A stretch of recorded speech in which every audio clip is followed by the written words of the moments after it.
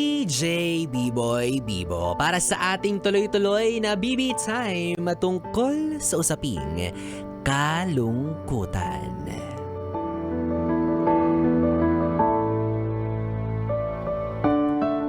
Hay. Baho. Charot. Isang malalim na buntong hininga para sa'yo na nalulungkot sa mga oras na ito. Hindi ko alam kung ano ang dahilan ng iyong kalungkutan pero lagi mo lang tatandaan. Madadaig ang iyong lungkot kapag lagi kang kinakan. Ano?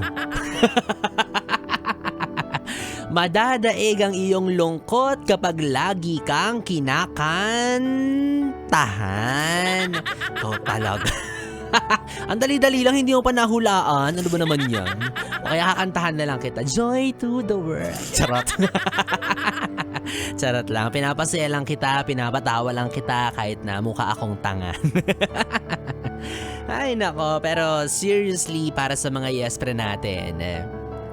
If you are feeling sad at this moment or kung madalas kang nakakaramdam ng kalungkutan,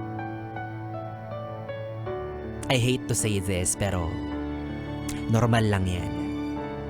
Hindi ko sinasabing okay lang yan, 'di ba? Okay lang yung pinagdadaanan mo, okay lang yung dahilan kung bakit ka nakakaramdam ng kalungkutan, but what I mean is it's normal to feel that way. Hindi ko ini-invalidate yung nararamdaman mo, hindi ko sinasabing mababaw lang yung kalungkutan mo, hindi ganon. Kasi alam ko naman na gusto mo laging maging masaya, di ba? Of course, sino ba naman ang ayaw na maging masaya? Lahat tayo gusto natin as much as possible. Lagi tayong masaya. But come to think of it, ang kalungkutan, bahagi siya ng built natin as human being eh. Pinanganak tayo kasama yung emosyon na ito. And I believe it is made that way for us to learn something na meron tong certain purpose, na meron itong certain reason kung bakit nga ba tayo nalulungkot. Maybe to feel or to seek for happiness, di ba? Bakit nga ba gusto nating naging masaya? To not feel sadness. Yes, it may be contradicting, di ba? Maaaring sabihin na natin na, talaga ba? Gusto mong malungkot? Kasi hindi ka masaya or gusto mong laging masaya kasi ayaw mong malungkot? Oo, 'di ba? Pero yun yung kagandahan sa kanya. Mas na-appreciate natin lalo yung pakiramdam ng pagiging masaya sa tuwing nalulungkot ka.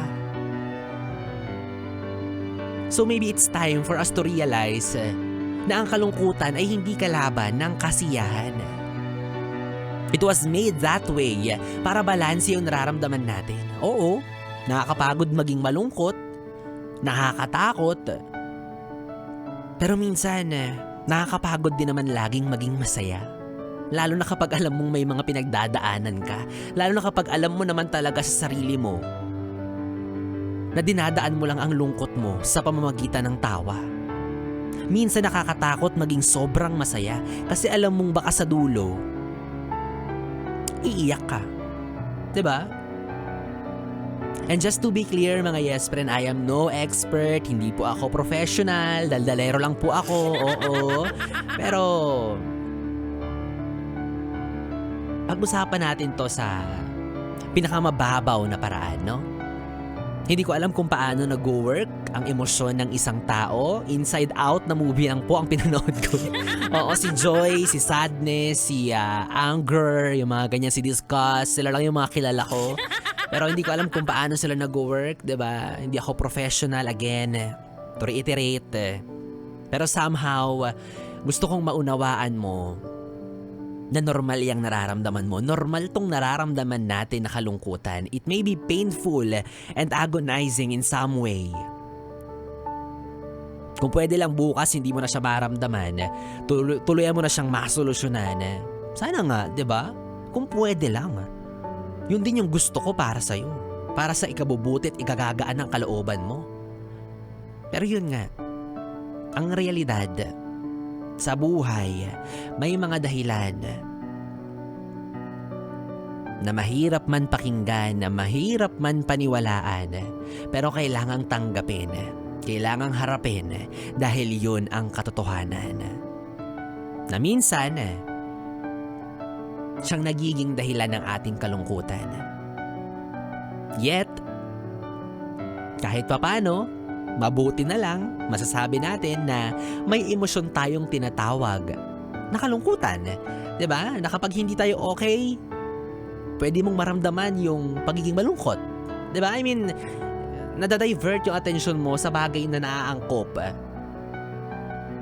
sa bagay na pinagdadaanan mo. Mahalagang mahalaga yun, 'di ba? Kasi paano kung hindi likas sa atin ang malungkot?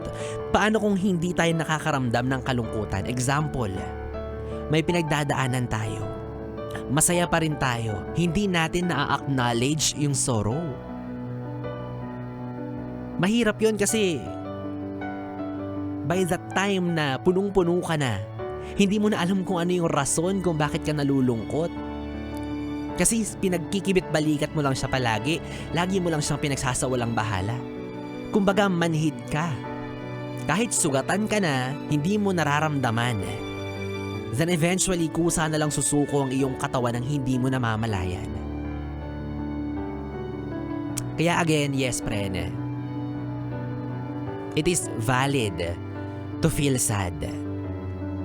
Okay lang po ang maging malungkot. Yun ang bottom line ng ating usapan. Huwag kang matakot na maging malungkot. Huwag mong i-avoid. I-acknowledge mo yung pain. Be sad for a while and then get up. Bangon. Hanapan ng solusyon. Ganun lang naman ang buhay, di ba? It is a cycle of happiness and sadness and then we learn from it. Yun lang yun. And I believe yung sadness may mahalaga rin yung itinuturo sa atin. Kapag nakakaramdam ka ng lungkot, alam mo yung feeling. Mas nagiging sympathetic ka, nagiging empathetic ka sa kapwa mo kasi alam mo yung pakiramdam ng pinagdadaanan nila. Alam mo yung sakit at lungkot na meron sila. Kaya natututo kang makisimpatsa. 'Di ba? Ang kalungkutan ay parang guro. May mahalagang aral na itinuturo na kahit ayaw natin, na kung pwede lang naman sana wag nang pagdaanan, wag nang maranasan. Pero wala eh. Bahagi yun ng buhay. Wala akong kilalang tao na hindi malungkot. Kahit yung mga komedyan, nalulungkot yan. Kahit yung mga taong kilala mo na palatawa, palabiro, loloko-loko, never nagseryoso, pero sa isang banda ng buhay nila, may pahina doon na nagiging malungkot sila and it is normal. Walang problema doon. Huwag mong isipin na kahinaan na maramdaman yan, di ba? In fact, isa yan sa mga magtuturo sa'yo kung paano maging mas matapang sa mga susunod pang laban. Yun yung benefit ng kalungkutan. Kung naiiyak ka, huwag mong pigilan. Di ba? Huwag mong labanan. Hindi yan kahinaan. Normal yan. Kaya ka naiiyak, kaya may gustong lumabas na likido dyan sa mga mata mo. O kung saan mo man gustong palabasin yung likido, bahala ka sa buhay mo.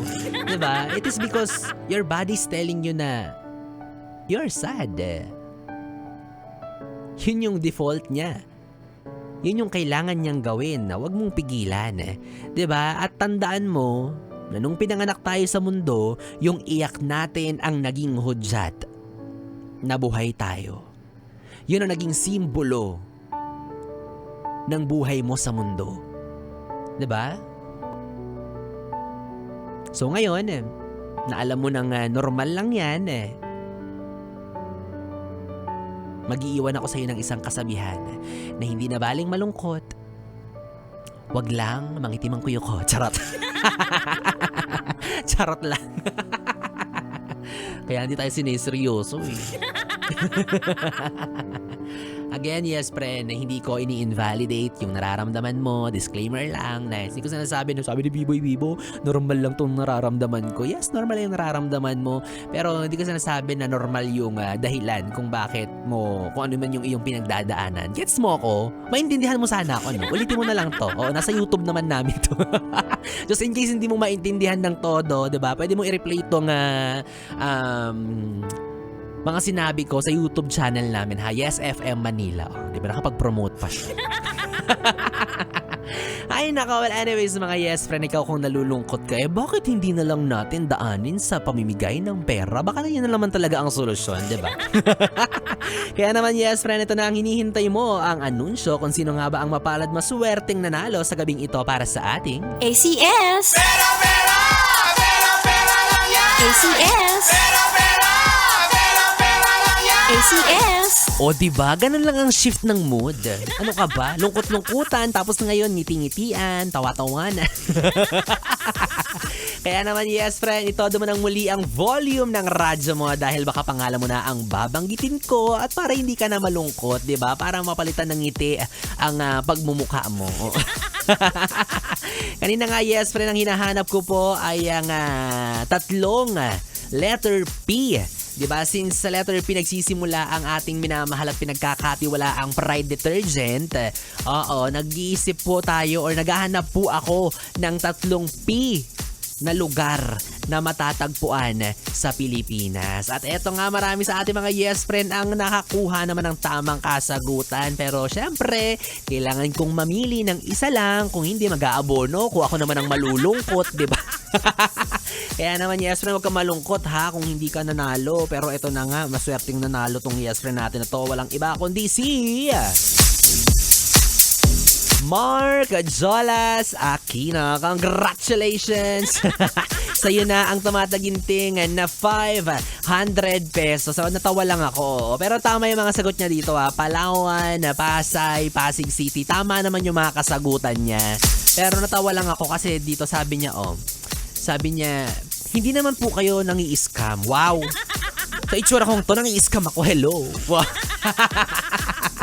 Hindi po, kaya naman ito na ang confirmation. Kung nakikinig ka pa sa mga oras na ito, oo, tama ang narinig mo. Ikaw ang nanalo, pero mali yung pinaghihinalaan mong manloloko ako. Mukha lang akong manloloko, mukha lang akong hindi seryoso, pero tama ang narinig mo, sa'yo na ang 500 piso galing kay Biboy Bibo. Sana magsisi ka sa inisip mo tungkol sa akin. Charot. Mark Zolas, kung narinig mo to, ang kailangan mo naman gawin ay mag-send ng iyong valid ID and of course, ng iyong GCash number para tuloy mo nang makuha ang iyong premyo, ang 500 pesos. At ikaw, yes friend, kung nakikinig ka pa sa mga oras na ito, sumali ka at hindi ka nanalo, huwag kang malungkot. Dahil tuloy-tuloy pa rin po ang pamimigay natin ng papremyo hatid sa inyo ng 101.1 Yes FM at syempre ng ACS Manufacturing Corporation tulad ng Pride Detergent. Malay mo, ikaw na ang susunod na manalo, kaya naman tuloy-tuloy lang sa pagsubok at sa pagsali dito sa ACS! Pera, pera! Pera, pera lang yan! ACS! Pera, pera! Pera, pera lang yan! ACS! Yes, friend, 3 oras na BB time ang ating pinagsamahan. Nakapiling niyo po ang BB niya sa radyo, ang DJ na mabilis bumayo, ang dila sa mikropono. Ako po si DJ B-Boy. B-Boy, Bibo, magkasama at magkarinigan tayong muli bukas sa parehong oras dito lang sa istasyong No Problem, ang 101.1 Yes FM. Solid. Oras natin 11:42. Good night, baby. At kung nalulungkot ka, eto na ang bagay sa iyong kanta. Idaan mo na lang yan sa pagtoma. Eto na ang awitin ng Itchy Worms, ang awiting pinamagatang Beer. Shut mo na. Sige na. Para makalimutan mo na yung mga pinagdadaanan mong problema. Sarap lang. Lunes na lunes, uy. Inom-inom ka dyan. Drink moderately. Bahala ka sa buhay mo. Malaki ka na. Nais kong magpakalasing